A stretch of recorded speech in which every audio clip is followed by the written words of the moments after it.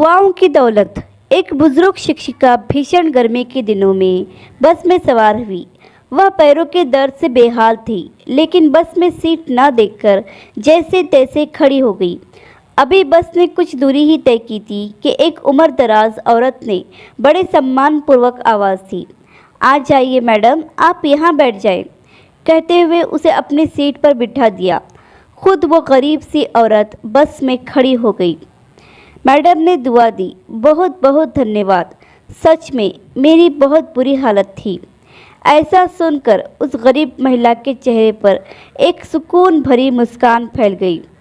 कुछ देर बाद शिक्षिका के पास वाली सीट खाली हो गई, लेकिन महिला ने एक और महिला को, जो एक छोटे बच्चे के साथ यात्रा कर रही थी और मुश्किल से बच्चे को ले जाने में सक्षम थी, उसको सीट पर बिठा दिया। अगले पड़ाव पर बच्चे के साथ वाली महिला भी उतर गई।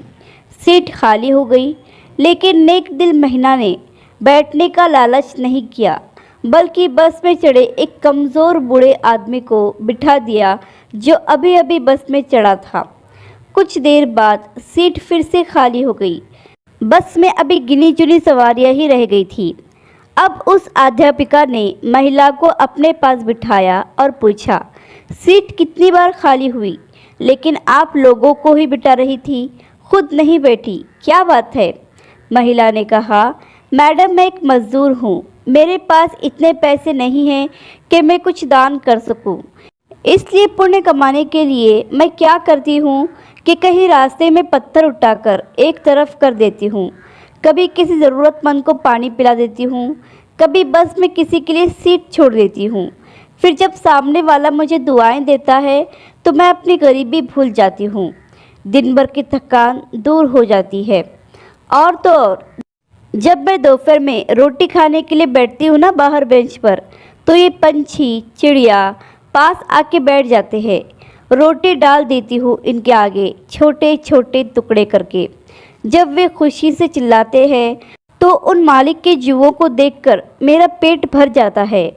पैसा ढेला ना सही, सोचती हूँ दुआएं तो मिल ही जाती है ना मुफ्त में, फ़ायदा ही है ना, और हमने लेकर भी क्या जाना है यहाँ से।" वह शिक्षिका अवाक रह गई। एक अनपढ़ सी दिखने वाली महिला इतना बड़ा पाठ जो पढ़ा गई थी उसे। अगर दुनिया के आधे लोग ऐसी सोच को अपना लें तो धरती तो स्वर्ग बन जाएगी। आशा करती हूँ कि आपको ये कहानी पसंद आई होगी। कहानी पसंद आई हो तो लाइक, सब्सक्राइब और शेयर ज़रूर करें। और इस पर आपकी क्या राय है हमें कमेंट करके